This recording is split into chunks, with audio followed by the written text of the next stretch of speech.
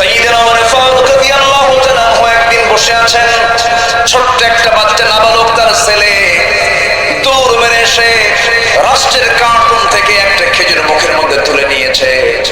সাইয়েদনা ওমর ফারুক ওই কার্টুন থেকে সন্তানটা একটা খেজুর যে তুলে নিয়ে মুখের মধ্যে নিয়েছে, চট করে সন্তানকে কাছে নিয়ে মুখের মধ্যে নখ ঢুকায় সেই খেজুরটা বের করে আবার সেই কার্টুন রেখে দিয়ে বলে, যা তোর মায়ের করে চলে যা।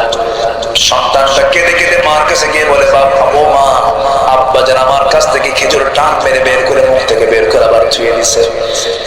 যখন চলে গেছে, সাইয়েদনা ওমর ফারুক স্ত্রীর সামনে দাঁড়িয়েছেন। স্ত্রী বলছেন, আমার স্বামী আপনি এমন পাষাণ হলেন কেন? সন্তানটা একটা খেজুর নয় মুখের মধ্যে নিয়েছে, রাষ্ট্রের খেজুর, কিন্তু আমরা তো কিছু খেজুর আমাদের ভাগে পাবো, সেখান থেকে নয় একটা খেজুর কমই নিতাম, আপনি কেন তার মুখ থেকে খেজুরটা টান মেরে বের করে নিলেন? সাইয়েদনা ওমর ফারুক বলছেন, আমার স্ত্রী, যে খেজুরটা আমার ছেলে মুখের মধ্যে নিয়েছে, আমার ভাগে যে সেই খেজুরটা পাবো তার গ্যারান্টি কি তুমি দিতে পারবে? সুবহানাল্লাহ।